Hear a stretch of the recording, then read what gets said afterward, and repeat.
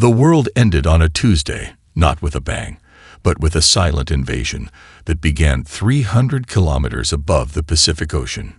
Captain Aria Martinez watched the holographic displays shimmer with incoming data, her dark eyes reflecting the cascading streams of information. The Mariana Research Station, a marvel of human engineering hidden 6 kilometers beneath the ocean's surface, hummed with a tension that felt electric, almost alive. Her team had been preparing for this moment for decades. Not just months or years, but generations of scientific and military collaboration that spanned continents, ideologies, and seemingly impossible technological barriers. The station itself was proof of humanity's greatest strength, the ability to imagine, then create what others deemed impossible. Incoming transmission, announced Dr. Elena Rodriguez, her fingers dancing across a quantum-encrypted communication panel. The chief scientist's voice remained calm, almost clinical, despite the apocalyptic scene unfolding above them. The Zarkak's fleet arrived with mathematical precision. 17 massive ships, each the size of Manhattan, their crystalline hulls refracting sunlight in impossible geometric patterns. Satellite feeds showed their approach, a death dance of technological superiority that made every human defense system look like child's play. Global communication networks erupted in panic. Governments that had spent centuries fighting each other now faced a common enemy that made their previous conflicts seem pathetically insignificant. Military installations across the planet went into maximum alert, conventional weapons charging up despite everyone knowing they would be about as effective as throwing rocks at a hurricane. But beneath the waves, something entirely different was happening. Quantum camouflage systems are online, reported Lieutenant Marcus Reyes, his hands moving across a holographic interface that looked more like a living organism than a control panel. Biomimetic defense nodes are tracking alien vessel movements. The Zarkak's broadcast came precisely 17 minutes after their arrival, a mathematical ultimatum delivered with cold computational precision. Inhabitants of designation, Earth, your technological capabilities are insufficient. Your planetary resources are negligible. Surrender is mandatory. You have 72 standard planetary rotations to comply. Resistance will result in total systemic elimination. In the Mariana Station's command center, Captain Martinez allowed herself a slight smile. The aliens had no idea what was waiting for them. The station itself was more than a research facility. It was the heart of a global defense network that had been decades in the making. A project so secret that even most world governments were unaware of its full extent. Massive underwater construction projects, disguised as deep-sea research initiatives, had transformed the world's oceans into a complex, living defensive system. Dr. Rodriguez approached Martinez, her tablet displaying a complex network of quantum-entangled communication nodes. "They're reading our surface capabilities," she said, her voice a mixture of scientific excitement and strategic calculation. Conventional military installations, scattered and seemingly disorganized. Exactly what we want them to see. The truth was far more complex. Every marine ecosystem had been subtly integrated into a defensive network. Whale pods that communicated using quantum-encrypted signals. Bioluminescent creatures that could create living camouflage networks. Underwater mountain ranges transformed into potential weapon platforms. Humanity's greatest weapon wasn't its technology. It was its ability to see potential where others saw only limitation. Tactical deployment sequence begins in T-48 hours, Martinez said, her voice cutting through the controlled chaos of the command center. "Let's show them what happens when they underestimate us." The Zarkaks thought they were bringing an invasion. Instead, they were walking into a trap decades in the making, and humanity was about to teach them a lesson they would never forget. The first wave of Zarkak's attacks was designed to be overwhelming. Energy weapons that could vaporize entire city blocks carved through coastal metropolises like surgical blades. San Francisco disappeared in a cascading pulse of blue-white destruction. Tokyo's skyline crumbled into a nightmare of molten steel and quantum-charged plasma. Commander Jack Chen gripped the neural interface of the HMS Leviathan, feeling the living machine respond to his every thought. The underwater warship wasn't just a vessel. It was an extension of human ingenuity, a biomechanical predator designed to turn the entire ocean into a weapon. Initiating adaptive response protocol, Chen muttered, his voice barely a whisper. The neural link translated his intention into a cascade of quantum-encrypted commands. Around him, the Leviathan's organic-mechanical hybrid systems began to pulse with an almost sentient energy. In the Mariana Research Station, Dr. Elena Rodriguez watched the global destruction with a curious detachment. Each alien strike was precisely calculated, meant to demonstrate technological superiority and crush human resistance.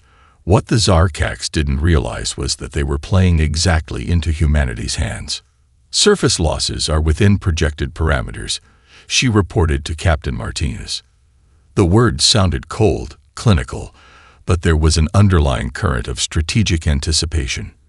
Alien fleet is concentrating energy on major population centers and military installations.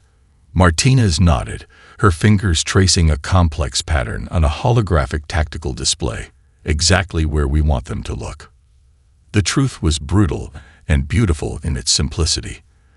The surface installations, military bases, communication networks, urban centers were elaborate decoys, sacrificial systems designed to draw the alien fleet's attention, while the real defense network remained hidden beneath the waves. Underwater, the first of the biomimetic warships began to move. They weren't traditional submarines or even conventional naval vessels. Each ship was a living system, designed to mimic and exceed the most advanced marine predators. The HMS Leviathan moved like a great white shark, but one constructed from quantum-adaptive materials that could shift density, color, and electromagnetic signature in milliseconds. Commander Chen felt the ship's consciousness merge with his own. Years of neural interface training had prepared him for this moment. His thoughts became movement. His intentions transformed into tactical responses faster than any computer could process. Thermal signatures are masking, reported Lieutenant Sarah Kim, her hands dancing across quantum-encrypted communication systems. Alien sensors won't penetrate our camouflage. The Zarkax fleet continued its systematic destruction, confident in their technological superiority. Energy weapons continued to carve through human infrastructure, believing they were systematically eliminating any potential resistance. They had no idea what was waiting beneath the waves. In the depths of the Pacific, entire underwater mountain ranges had been transformed into defensive platforms. What appeared to be natural geological formations were, in fact, complex weapon systems integrated directly into the ocean's ecosystem. Whale pods served as living communication networks. Bioluminescent creatures created adaptive camouflage systems more sophisticated than any alien scanning technology. Biomimetic drone swarms are reaching initial deployment positions, Chen reported. The neural interface translated his thoughts into a complex series of quantum-encrypted commands. Thousands of underwater drones, each no larger than a great white shark, began to move. They weren't just weapons, but living tactical networks. Each drone was a node in a distributed intelligence system that could predict and counter alien maneuvers in microseconds. The Zarkax thought they were conducting a systematic invasion. In reality, they were swinging into a trap that had been generations in the making. Humanity's greatest weapon wasn't its technology. It was the ability to see potential where others saw only limitation. To transform an entire planetary ecosystem into a living, breathing defense network. The real war was about to begin, and it would be fought beneath the waves. The breakthrough came from an unexpected source, a forgotten research project buried in the archives of marine biology.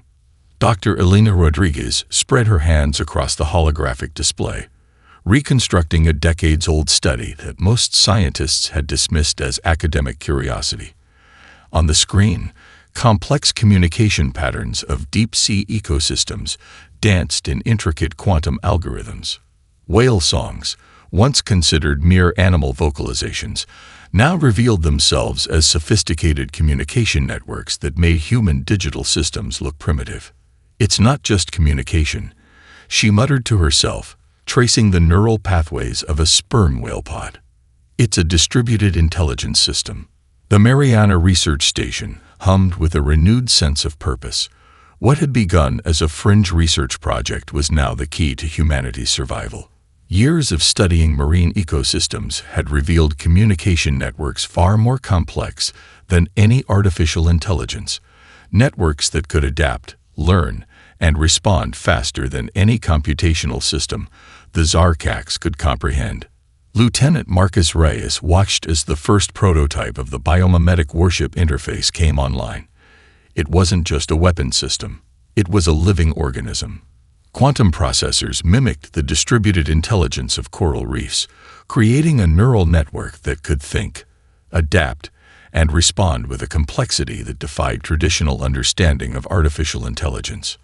"Quantum entanglement stabilizing," Reyes reported, his voice steady despite the revolutionary nature of what was happening.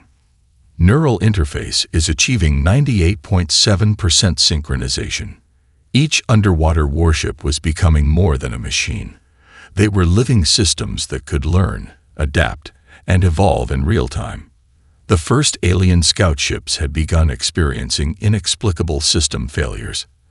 Navigation systems went haywire. Communication channels dissolved into static. Deep beneath the waves, Dr. Rodriguez had discovered something fundamental about intelligence. It wasn't about processing power, but about adaptation.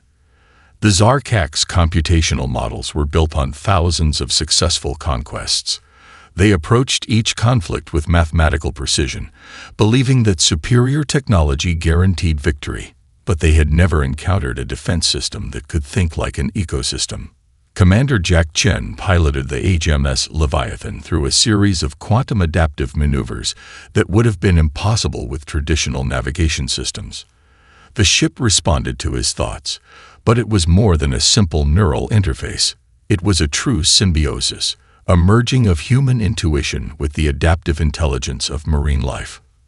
"Bioluminescent camouflage network is online," Chen reported. Around the Leviathan, the water began to shift and change. Adaptive pigmentation systems borrowed directly from marine creatures like cuttlefish and octopuses created a living camouflage more sophisticated than any stealth technology. In the Mariana Research Station, Captain Aria Martinez watched the tactical displays with a predatory smile. The aliens thought they were conducting a systematic invasion. In reality, they were swimming into a living, thinking defense network that could predict and counter their moves before they even made them. The key was distributed intelligence. Where the Zarkax saw individual systems, humanity had created an interconnected network that could think and respond as a single living organism. Whale pods transmitted encrypted tactical data. Bioluminescent creatures created adaptive camouflage networks. Underwater mountain ranges became living weapon platforms. Dr. Rodriguez's research had revealed something profound. Intelligence wasn't about individual processing power, but about connection. The most successful systems in nature weren't the strongest or the fastest. They were the most adaptable. First alien scout ships are experiencing systemic failures, Lieutenant Kim reported, her fingers dancing across quantum-encrypted communication panels. They have no idea what's happening. And that was exactly the point. The Zarkax had come expecting a conventional war. Instead, they were facing an entirely new form of intelligence, one that could think like an ocean, adapt like an ecosystem, and fight with a complexity that defied traditional understanding of warfare. Humanity's greatest weapon wasn't its technology. It was the ability to see connections where others saw only separation. The real invasion was just beginning, and the ocean was about to teach the Zarkax a lesson they would never forget. The Battle of the Mariana Trench would become more than a military engagement. It would become a legend that would reshape humanity's understanding of warfare, intelligence, and survival. 17 Zarkax assault ships descended toward the ocean floor, their crystalline hulls gleaming with computational confidence. Each vessel represented centuries of technological advancement, weapons systems that had conquered thousands of civilizations across the galaxy. They moved with mathematical precision, scanning the depths for any potential resistance. They found something entirely unexpected. Commander Jack Chen felt the HMS Leviathan pulse around him, the biomechanical warship becoming an extension of his own consciousness. The neural interface was more than a connection. It was a living symbiosis that transformed human intuition into tactical precision no alien algorithm could predict. Quantum camouflage at maximum efficiency, Lieutenant Sarah Kim reported, her voice calm despite the apocalyptic scene unfolding around them. The Mariana Research Station's command center looked more like a living organism than a traditional military installation. Holographic displays shifted and changed, creating a three-dimensional representation of the battlefield that was part tactical map, part living ecosystem. The first drone swarms emerged from the ocean floor like a living nightmare. Each drone was a marvel of biomechanical engineering, no larger than a great white shark, but possessing an intelligence that defied conventional understanding. They weren't just weapons. They were tactical nodes in a distributed intelligence network that could predict and counter alien maneuvers in microseconds. Captain Aria Martinez watched the tactical display with a predatory focus. Years of preparation had led to this moment. The aliens had studied humanity's surface capabilities, believing they understood the full extent of human technological potential. They were about to learn how wrong they could be. The first Zarkax scout ships began experiencing inexplicable system failures. Navigation algorithms went haywire. Communication channels dissolved into quantum-encrypted static. Weapon systems began targeting their own fleet with terrifying precision. Adaptive response protocol is online, Chen muttered, his thoughts translating directly into tactical commands. The Leviathan moved like a living predator, its quantum-adaptive hull shifting color and density faster than any alien scanning system could track. Dr. Elena Rodriguez watched the battle unfold with a mixture of scientific fascination and strategic calculation. The drone swarms weren't just attacking. They were learning.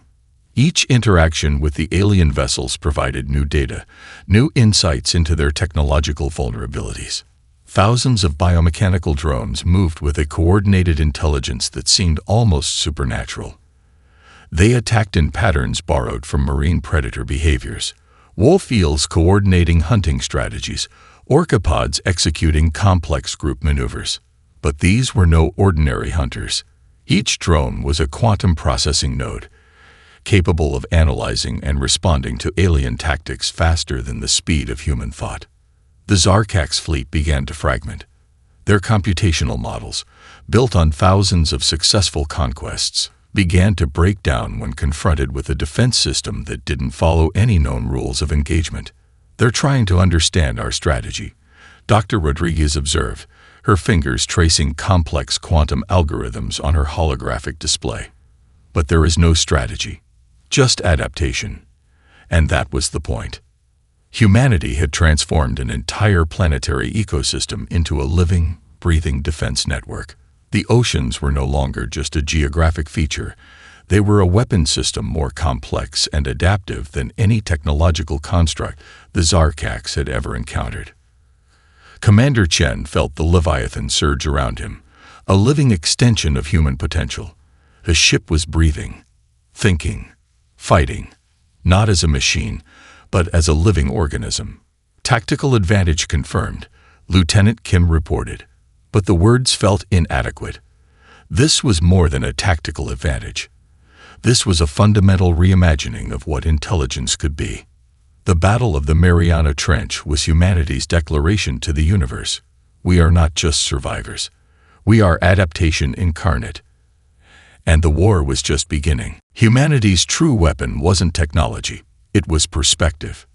Dr. Elena Rodriguez stood before a massive holographic display that transformed the entire command center wall into a living, breathing ecosystem map. What appeared to be a simple oceanic visualization was actually the most sophisticated tactical network ever conceived by human intelligence. "It's not about individual systems," she explained to Captain Martinez, her voice carrying the quiet excitement of a scientist on the brink of a world-changing discovery. It's about total ecosystem integration. The quantum entangled communication system developed over decades was about to change everything. Every marine ecosystem had become a potential defensive node. Whale pods weren't just marine mammals. They were living communication networks that could transmit encrypted tactical data faster than any artificial communication system. Bioluminescent creatures created adaptive camouflage networks that could confuse and misdirect alien sensors with living light. Commander Jack Chen piloted the HMS Leviathan through a series of maneuvers that defied conventional understanding of naval warfare. The ship was no longer just a vessel. It was a living extension of human strategic thinking. Quantum processors mimicked the distributed intelligence of coral reefs, creating a neural network that could think, adapt, and respond with a complexity that would shatter the Zarkax's computational models. Lieutenant Sarah Kim monitored the global defensive network, her hands dancing across quantum-encrypted interfaces. Underwater mountain ranges had been transformed into weapon platforms, so sophisticated that they blurred the line between natural geology and strategic defense. Ecosystem integration at 87.3% efficiency, she reported, her voice betraying a hint of awe. Alien computational models are experiencing complete systemic breakdown. The Zarkax leadership had approached Earth believing they understood the fundamental principles of technological warfare. They had conquered thousands of civilizations, their computational models refined through millennia of interstellar conflict. But they had never encountered a defense system that could think like an ecosystem. Each underwater warship was a marvel of biomechanical engineering. They weren't just machines. They were living systems that could learn, adapt, and evolve in real time. The neural interfaces didn't just connect human commanders to their vessels. They created a true symbiosis that transformed human intuition into tactical precision. Dr. Rodriguez's research had revealed a fundamental truth about intelligence that the Zarkax could never comprehend. The most successful systems in nature weren't the strongest or the fastest. They were the most adaptable. "Look," she said, pointing to a section of the holographic display where bioluminescent creatures were creating complex communication patterns. They're not just hiding. They're communicating. Every creature, every geological formation is a potential tactical node. The ocean itself had become a weapon. Massive whale pods now served as living communication networks, their complex vocalizations transformed into quantum-encrypted tactical data. Deep-sea thermal vents became energy collection points. Underwater currents were manipulated to create natural defensive barriers that could redirect entire alien fleet movements. Commander Chen felt the Leviathan pulse around him, the biomechanical warship responding to his thoughts with a precision that went beyond simple neural interface. It was a true symbiosis. Human intuition merged with the adaptive intelligence of marine life. Tactical breakthrough confirmed, Lieutenant Kim reported. But the words felt inadequate. This was more than a tactical advantage. This was a fundamental reimagining of what intelligence could be. The Zarkax had come expecting a conventional war. Instead, they were facing an entirely new form of intelligence, one that could think like an ocean, adapt like an ecosystem, and fight with a complexity that defied traditional understanding of warfare. Captain Martinez allowed herself a slight smile. The real invasion was just beginning, and humanity was about to teach the universe a lesson it would never forget. Perspective was humanity's greatest weapon, and the ocean was about to become the most sophisticated battlefield in galactic history. Psychological warfare became the most devastating weapon in humanity's arsenal. Dr. Marcus Chen, a brilliant neuropsychologist turned xenostrategist, understood something fundamental about intelligence that the Zarkax could never comprehend. Warfare wasn't about overwhelming force. It was about breaking the enemy's ability to understand and respond. The first psychological assault began with sound. Specific audio frequencies, derived from decades of marine mammal communication research, began to disrupt Zarkax communication protocols in ways that defied their computational models. These weren't simple sound waves. They were complex, quantum-encrypted transmissions that simultaneously communicated, confused, and destabilized the alien fleet's collective intelligence. Lieutenant Sarah Kim monitored the initial results with a mixture of scientific fascination and strategic calculation. The alien communication networks began to fragment, their once precise computational responses dissolving into cascading system failures. "It's not just about disruption," Dr. Chen explained to Captain Martinez, his fingers tracing complex neural pattern simulations on a holographic display. "We're introducing cognitive dissonance at a fundamental level. They can't just interpret our communication. They can't even recognize it as communication." The Zarkax had conquered thousands of civilizations using a standardized approach. They identified technological capabilities, assessed defensive potential, and systematically dismantled resistance.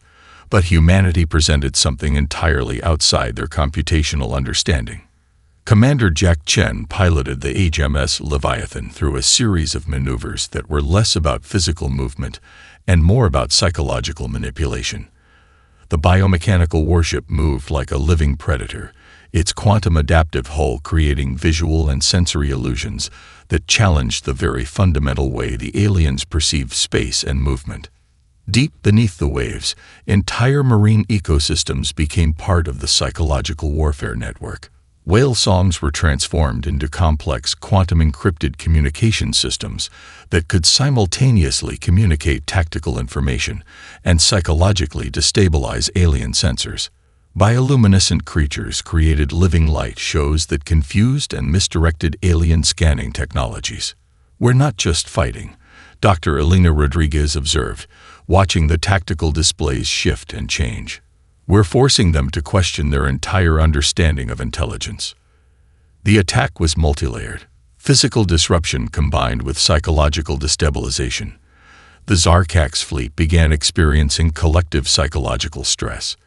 Their computational models, built on thousands of successful conquests, started to fragment when confronted with a defense system that didn't follow any known rules of engagement. Cultural differences became a weapon more devastating than any physical technology. The Zarkax understood conflict as a mathematical problem, a computational challenge to be solved through superior processing power and strategic algorithms. Humanity approached warfare as a complex, adaptive system that drew from biological intelligence, cultural creativity, and the fundamental unpredictability of living systems. "They can't comprehend our motivation," Lieutenant Kim reported, her voice carrying a hint of dark humor. "Every time they try to model our response, we introduce another layer of complexity." Underwater mountain ranges became living weapon platforms that could shift and change faster than alien scanning systems could track. Marine ecosystems transformed into adaptive communication networks. Each biomechanical drone became a node in a distributed intelligence system that could think, learn, and respond faster than any artificial computational model. Captain Martinez watched the tactical displays with a predatory focus. This wasn't just a military engagement. This was a fundamental challenge to the Zarkax's understanding of intelligence, warfare, and survival. "They thought they were conducting an invasion," Dr. Chen muttered. "They don't realize we're rewriting the fundamental rules of conflict." The psychological warfare had only just begun, and humanity was about to teach the universe a lesson in adaptive intelligence that would resonate across galaxies. The ocean was no longer just a battlefield. It was a living, thinking weapon. And the Zarkax were about to learn exactly how devastating human creativity could be. The final battle would be fought in the depths of the Southern Ocean, a region humanity had transformed into the ultimate defensive fortress. Entire underwater mountain ranges had become living weapon platforms. Geological formations integrated with quantum dispersal technologies created a defensive network that defied every known principle of warfare. The ocean floor was no longer just a geographic feature, it was the most sophisticated battlefield in galactic history. Commander Jack Chen gripped the neural interface of the HMS Leviathan, feeling the biomechanical warship pulse with a consciousness that was part machine, part living organism. 17 massive Zarkax ships descended into the depths, their crystalline hulls gleaming with computational confidence that was about to be shattered. Tactical deployment sequence initiating. Lieutenant Sarah Kim reported, her fingers dancing across quantum-encrypted communication panels. The entire Southern Ocean seemed to come alive, transforming from a passive environment into an active weapon system. The Zarkax launched what they believed was their ultimate weapon, an energy pulse designed to boil entire ocean regions into steam. A weapon that had conquered thousands of civilizations across the galaxy. A technological marvel that represented the pinnacle of their computational warfare doctrine. They had no idea what was waiting for them. Dr. Elena Rodriguez watched from the Mariana Research Station's command center, her eyes reflecting the holographic displays that showed the complex defensive network coming to life. Years of research, decades of preparation, generations of scientific innovation were about to be tested in the most extreme battlefield imaginable. "Quantum mirrors are aligning," she muttered, more to herself than to anyone else. The defensive system was more than a technological marvel. It was a living, breathing ecosystem transformed into a weapon. The energy pulse descended, a massive wave of destructive potential that should have vaporized everything in its path. But something extraordinary happened. Quantum mirrors integrated into the ocean's geological formations began to fracture the energy. Each destructive pulse was not just absorbed but multiplied, redirected through a complex network that transformed the weapon into something entirely unexpected. The Zarkax's ultimate weapon began to turn against their own fleet with terrifying precision. Massive whale pods, transformed into living communication networks, transmitted tactical data faster than any computational system could process. Deep-sea thermal vents became energy collection points that redirected the alien weapon's destructive potential. Underwater currents manipulated the battlefield with a living intelligence that defied computational modeling. Commander Chen felt the Leviathan surge around him. The biomechanical warship was more than a vessel. It was a living extension of human potential. Each movement, each tactical response was a symphony of human intuition and adaptive intelligence. "Tactical breakthrough confirmed," Lieutenant Kim reported. But the words felt inadequate. This was more than a tactical advantage. This was a fundamental reimagining of warfare. The Zarkax fleet began to fragment. Their computational models, built on thousands of successful conquests, dissolved in the face of a defense system that didn't just resist. It adapted, learned, and counterattacked with a complexity that was almost alive. Captain Aria Martinez watched the tactical displays with a predatory focus. This wasn't just a military engagement. This was humanity's declaration to the universe, a statement about the nature of intelligence, survival, and potential. Entire sections of the Zarkax fleet began to turn on themselves. Quantum-encrypted disruption signals caused their weapon systems to target their own vessels. The psychological warfare that had been building for days reached its devastating crescendo. Dr. Marcus Chen observed the battle with scientific fascination. "They can't comprehend what's happening," he muttered. "Their entire understanding of conflict is being rewritten." The Southern Ocean became a living weapon, a testament to humanity's ability to transform perceived weakness into unprecedented strength. As the last Zarkax ships began to dissolve, one thing became crystal clear. Humanity was no longer just a species fighting for survival. They were redefining the very nature of intelligence in the universe. And the war was far from over. The aftermath was unlike anything in galactic history. Surviving Zarkax leadership assembled in their most secure communication chamber, their crystalline forms trembling with a sensation that was closer to existential terror than any emotion they had previously experienced. Computational models that had guided their civilization for millennia had been completely shattered. Captain Aria Martinez stood before the first diplomatic transmission, her uniform bearing the subtle quantum-adaptive insignia of the Earth Defense Force. Behind her, Dr. Elena Rodriguez and Commander Jack Chen represented humanity's most advanced thinking, a blend of scientific brilliance and strategic innovation that had redefined the very concept of intelligence. "We are not interested in conquest," Martinez began, her voice cutting through alien communication protocols with surgical precision. "We are interested in understanding." The Zarkax had approached Earth believing it to be a vulnerable, resource-poor planet. Instead, they had discovered a species that viewed its entire planetary ecosystem as a potential adaptive intelligence network. Humanity hadn't just defended itself. It had fundamentally challenged every computational model of warfare, survival, and intelligence. Dr. Marcus Chen, the xenopsychologist who had been instrumental in developing the psychological warfare strategies, explained the deeper implications. Intelligence isn't about processing power, he told the stunned Zarkax representatives.